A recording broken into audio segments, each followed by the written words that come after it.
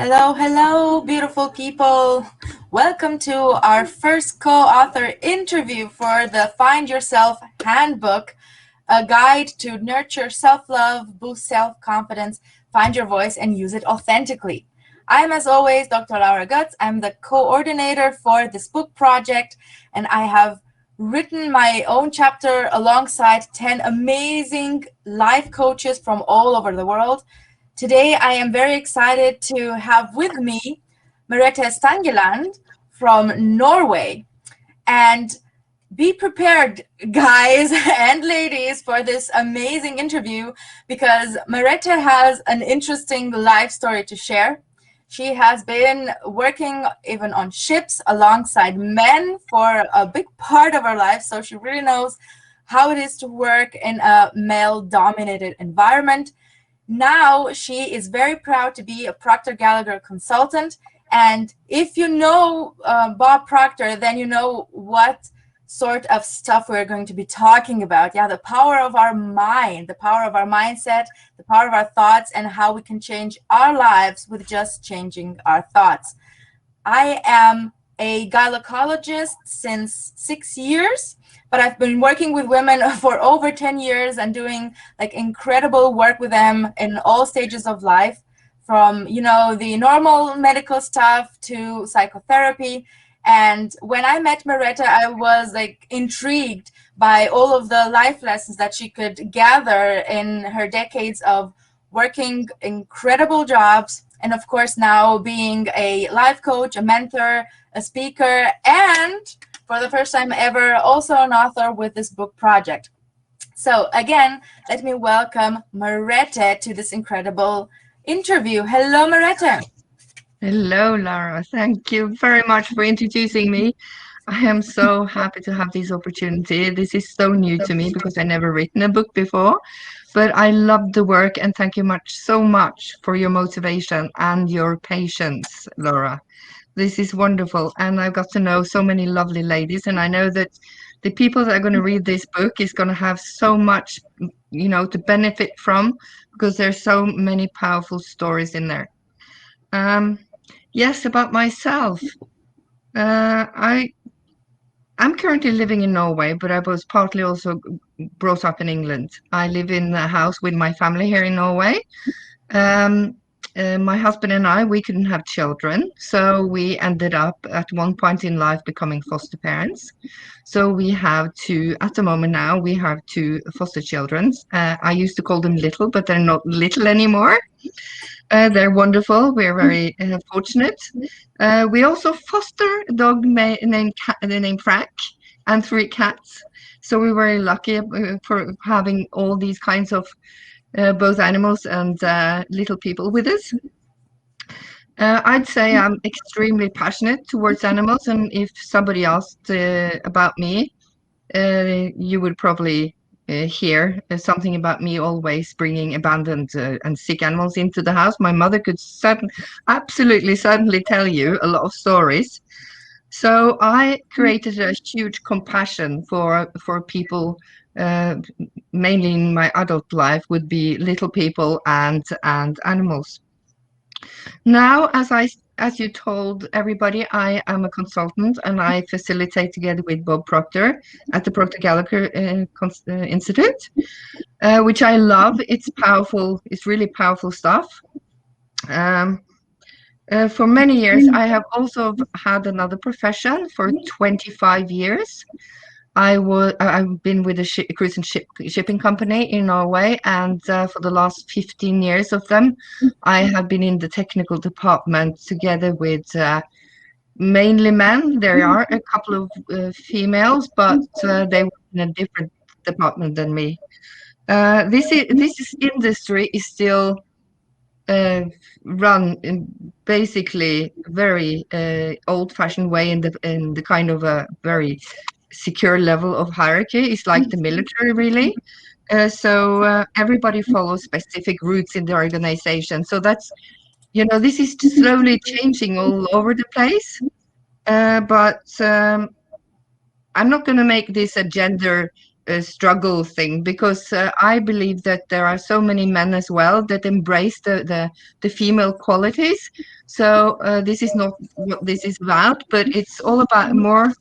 When I'm, talking about this, it's more like I'm interested in how we can help each other achieve more by, mixing both women and men into the job, because I have certainly felt um, the pressure being a woman in this kind of industry, because I would have the care, and I would like to, I was worried about my coworkers, uh, let me say, feelings and wants and everything, and I would then just get to reply, okay, you do your thing and we'll do the serious business, like the money thing and everything, and the maintenance stuff. So they would sort of hear me speak. They could see my lips move, but they couldn't really hear what I said, the feeling. But I managed. So what I actually did was that instead of fighting them in the end, I did like most women do. I joined them, and I thought I could change them from inside. But that's a very long and stressful job. So I ended up becoming this let me say, person or woman that had to be very clever to prove myself all the time. But anyway, I had a wonderful voyage, and I've had many, many years of knowing lots of lovely people. So I am not going to complain too much about it, because I have gathered so much knowledge. Yeah, everything in our life is a lesson. So I know I learned that from all of your stories, and of course from your chapter in the book. And I know you also talked about this, men and women, how we work together, and of course about the topic women helping women and other women empowering women. And I do find your chapter to be very inspirational. It is something that we need.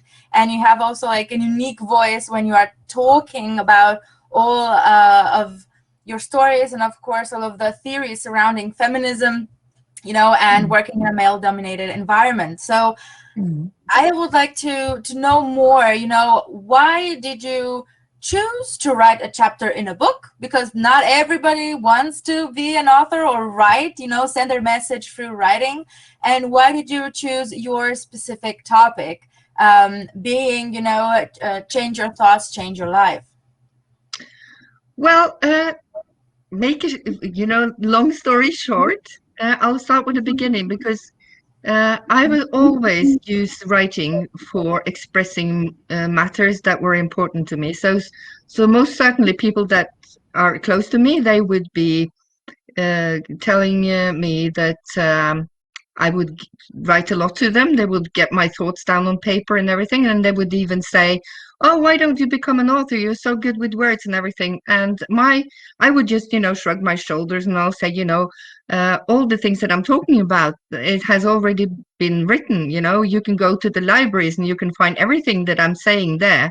So I kept the author in me to the family, and went on doing creative stuff other places.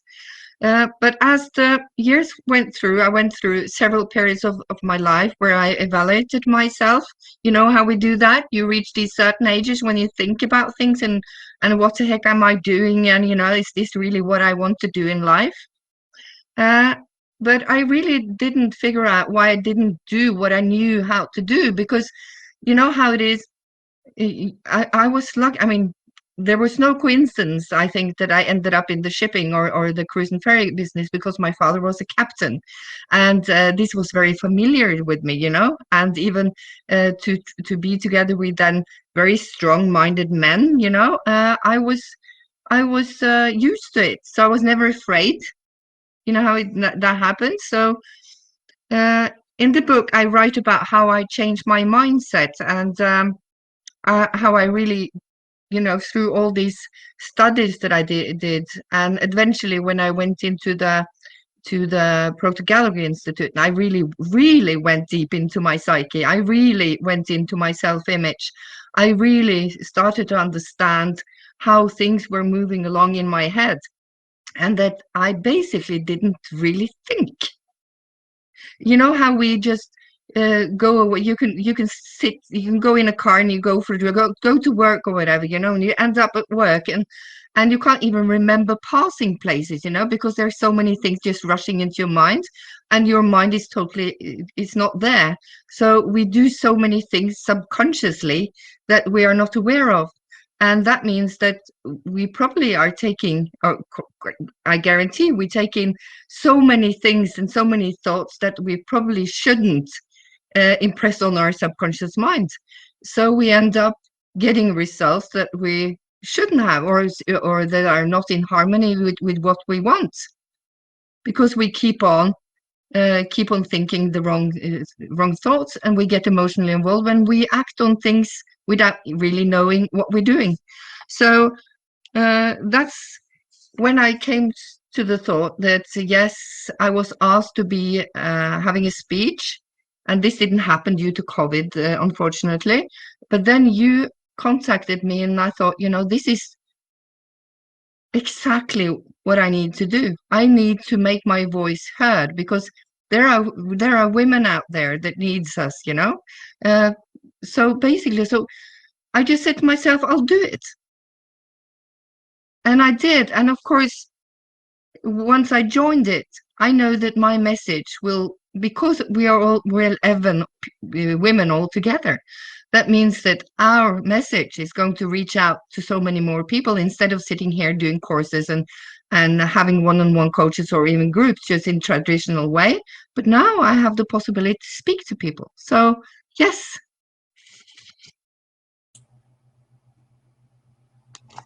Everything is so exciting, isn't it? I think, every time I hear you, I'm so mesmerized, because you know you have like a great voice. You are an amazing life coach. You know how you talk to people, and then they get hypnotized. It's really, it's a good skill to have in our line of work. And another great message for women out there: women need to make their voices heard. So if it's, through a book or a podcast, or, just standing up at school and standing up for yourself, and just stating your mind and not let anybody else bullying you, I do believe that we can get more strength and more control over our lives. And I know exactly what you said before about having the self-doubt about writing.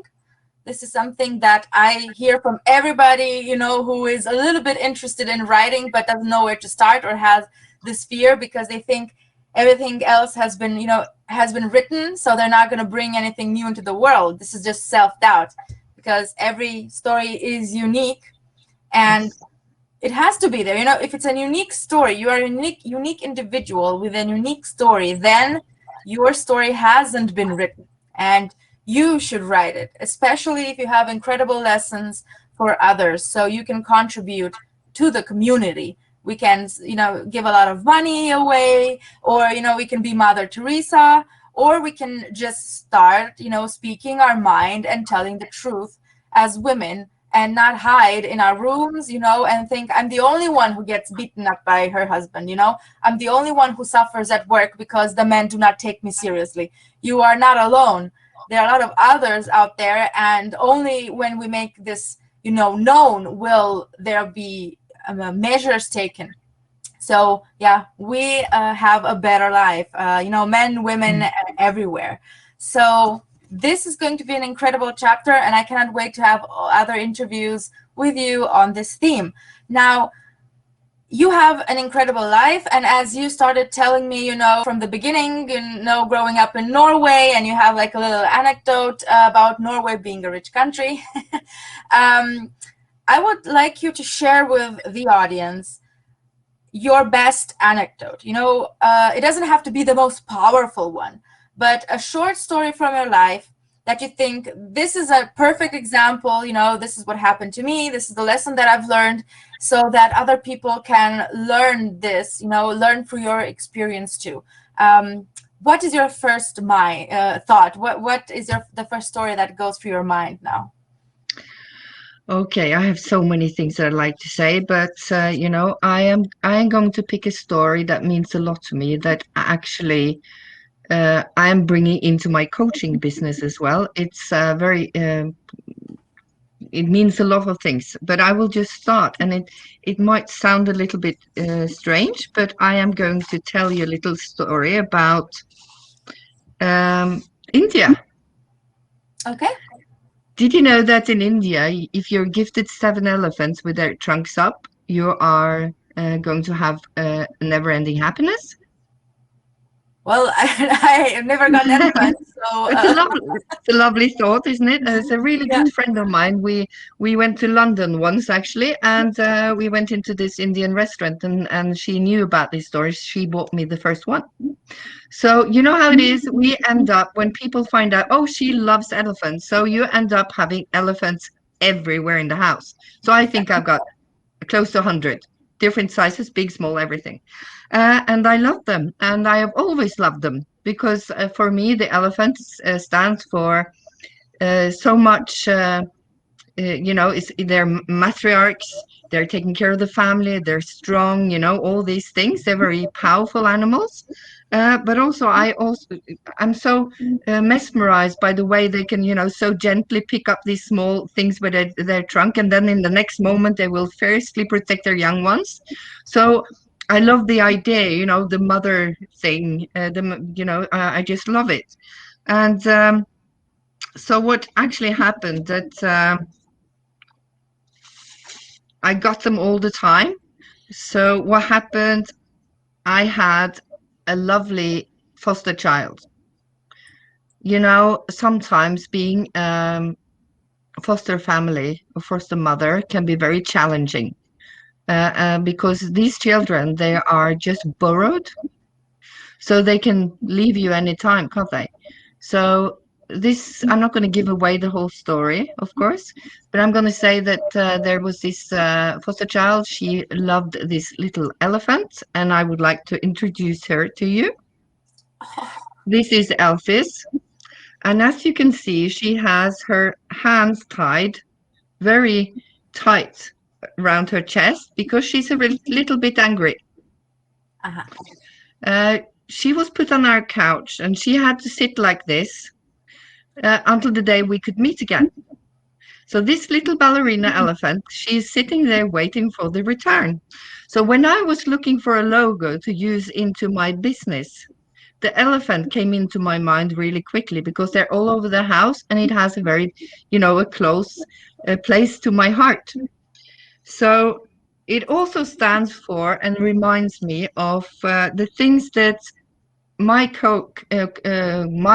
experience doing a program and being coached and everything, what really changed the way I was thinking, because it reminds me of our mental muscles, our mental faculties. It reminds me of perception, will, imagination, memory, and intuition, and all these things. But I know that the elephant is more like, the maternal and taking care of the family. But I just sort of thought to myself, I will make that a symbol to how important it is to be aware of how we can control our senses by training our mental muscles.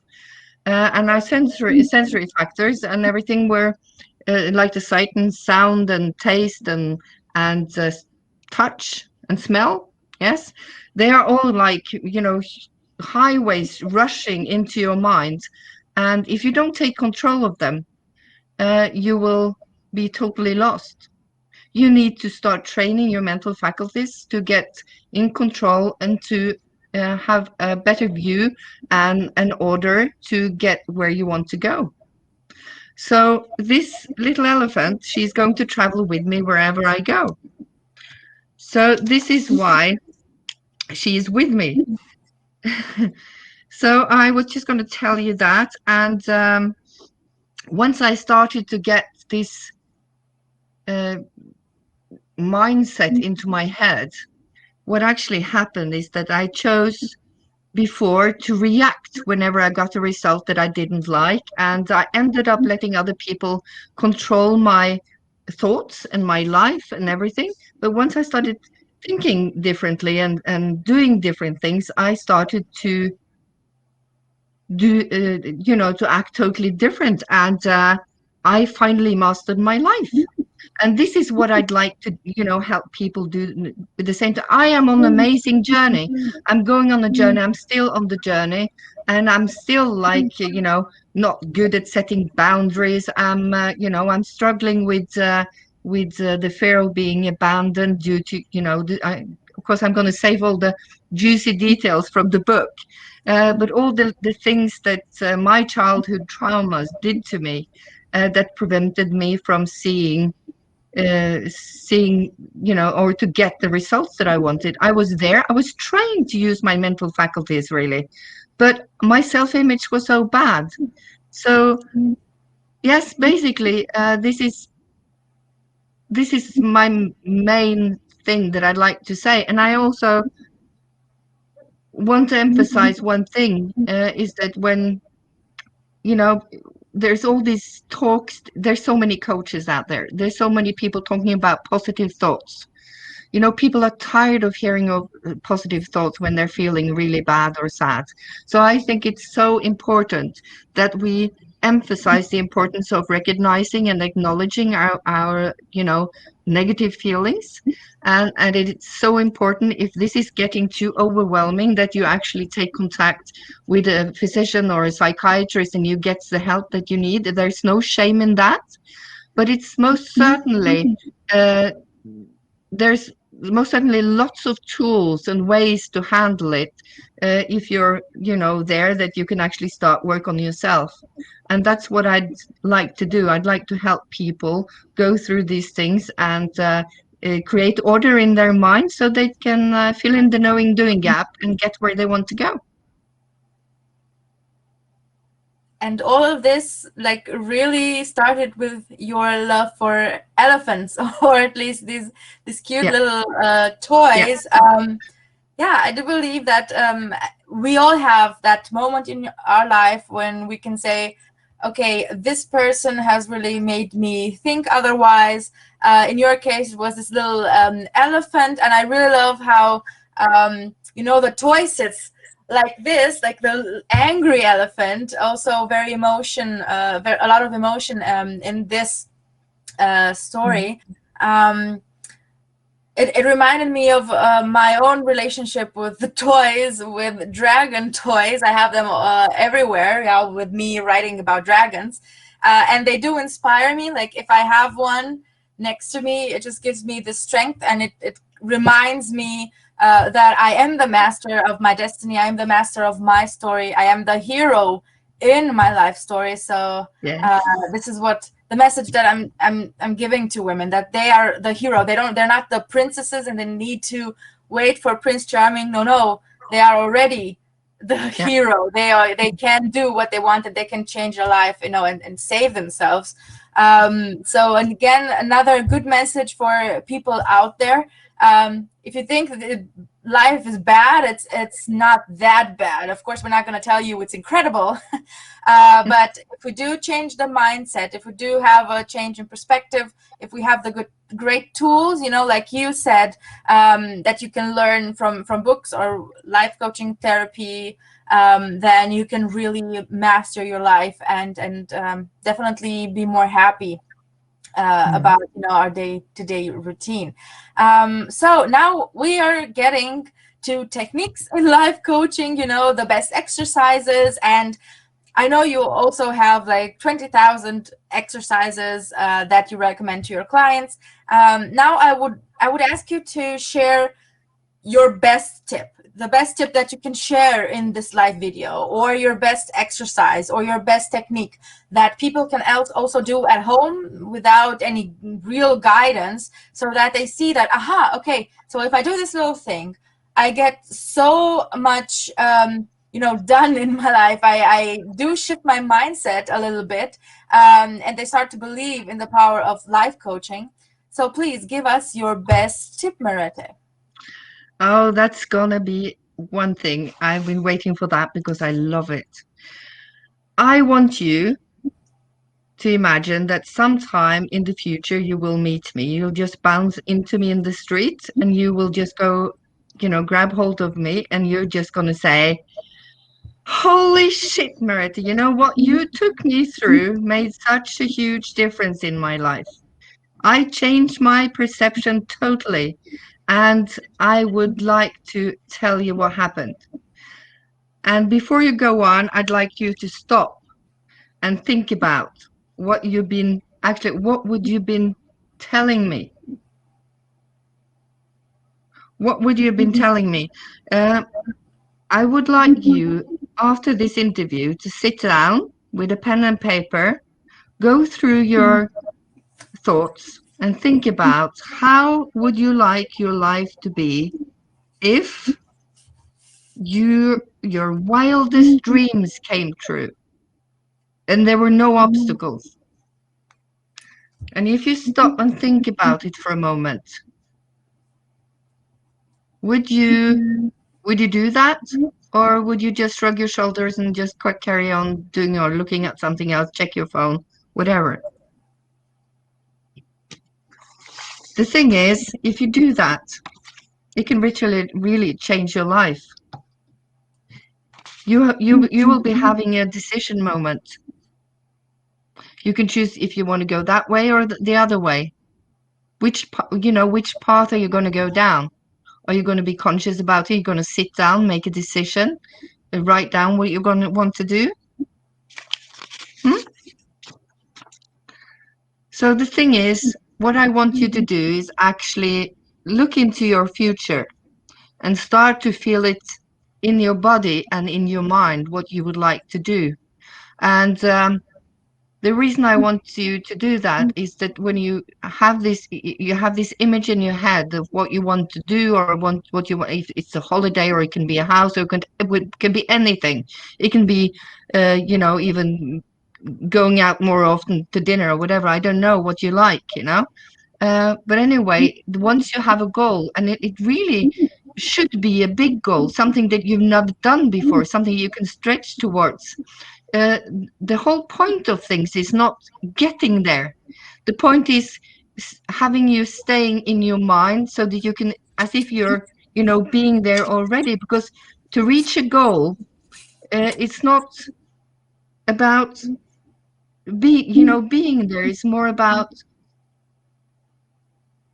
you come for, you're not going there. You're actually coming from it because it's already been created in your mind. So it's so much easier and so much more inspirational to go on and do the things. And once you enter this state of mind, your mind becomes creative. You start getting ideas of how to get there. And the thing is, in the beginning, you will think it's totally crazy. I will never get there. But once you keep on reminding, you might even write down your goal and have a look at it. And every time you have a look at it, you will come up with some new thoughts, and suddenly it doesn't sound that ridiculous anymore. Suddenly you start seeing possibilities. And that's how you change, and that's how your mind shifts. It can take a week and it can take months. It's all depending on where you want to go. But so this powerful little exercise, I do that on myself and others quite often, and it's amazing what it does to you. And I also think it's really, I'd like to see a couple of words in the end, because I've written actually a little bit in the end, so I don't forget about it. I'm very concerned about this COVID pandemic, how this been hanging over us for 1.5 years, and we're probably going to have to stick with it for a while more. And I'm worried that very important matters fade in society, like gender equalities and all kinds of issues that are becoming undermined and disappears into the shadows due to all these, the world has to get back again and everything. So I think it's more important than ever, absolutely now, we need to remember and remind each other, whether it's racial discrimination, gender equality, or whatever. And of course, for us now, as women, it's important to raise our awareness, because we need to get Mother Earth is sick. She's got a disease, and the disease is humans, and we're like the very virus that we are surrounded with, you know. So what I'd like us to do is to change together, you know, and that's why I'm using her, and I'm saying that I want you to find the elephant in you. I want you to change your perception. I want to sharpen your will. I want you to use your imagination, your memory, train your memory, and most of all, maybe the most, let me say, feminine quality of all, even though men are intuitive. But I think our intuition, we are sharpened. I think we have the very big, strength as women by using our intuition. So yes, this is what I'd like to do. And this is what my book is all about. And that's all my teaching is all about this. Very, very powerful. Thank you, Merete, for wow, so many lessons at in the last couple of minutes. I really loved your exercise. So I also I also do this exercise a little bit different. It is how you tell people, okay, you have this big goal, and then they're scared and they have self-doubt, and then you tell them, how would it be if you could not fail? What would you do now? What would you do starting tomorrow? If whatever you do, it will be the right thing and you will not fail. If you send that manuscript into the publisher, you will get accepted. If you have that energy, what will you do? And of course you will send that manuscript. If it get accepted or not, that's not the end result, but as you said, doing it, having the courage to do things. And the second thing that I do believe is very important to stress right now, because this line of feminism is everywhere in this book. Definitely we have to empower other women, we have to support other women and keep fighting for real equality, which is, for me, I come from Romania, and we don't really have that much equality. It's very, very a gray area. Maybe now a little bit better, but hearing women from Norway talk about this, it just blew my mind, because everybody thinks Norway, is a rich country, very developed, everybody's happy, has equal rights, and now I hear women that are not happy with the situation. So it is a global problem. We are not done, not fighting, because it's always so aggressive, but we are not done with this situation. We still have to work for it. So Merete, you are an inspiration and you are a role model for women everywhere. I'm so happy I've had you in this interview, and I am letting people know that you will also be at the big book launch on the 15th of July at 2 p.m. Central European time, that is Berlin time. And before we stop the interview, will you be sharing something with the audience at the book launch? Do you have like a free meditation that all the other coaches are giving? What will you be offering our lovely readers? Well, first of all, if they buy the paperback book, I will make sure that gets a very nicely signed version of it, and I will send it along with a postcard to them. Of course, I will. And I also offer an hour free coaching call with me. As all the other ladies are doing the meditations, I think that's okay. But if you'd like to buy the book, you can, and maybe in advance, you can send me a DM on Facebook or on my Insta account. You will find me there. So yes, but I'm really looking forward to having a coaching call with people, because I've prepared a lot of questions that I have to answer in advance, so that I will really prepare myself to offer my services as much as I can for the hour that we have. Wow, that is a generous offer, and as a person who, back in the day when I was just discovering self-development, as a person who took a couple of free calls, I have to tell everybody they're worth it. You don't have to stick with that first coach that you have an interaction with, but every person you meet will change your life, in a way, and then you will see that this stuff really works, working on yourself, and then you can really change your life, but Mhm. by putting a little bit of effort. So thank you again, Exactly. Merete, for being with me in this interview. I always have fun with the ladies. And of course, thank you to the audience for being so lovely and sending so many lovely messages and all hearts on Facebook. And of course, this video will be uploaded on YouTube soon.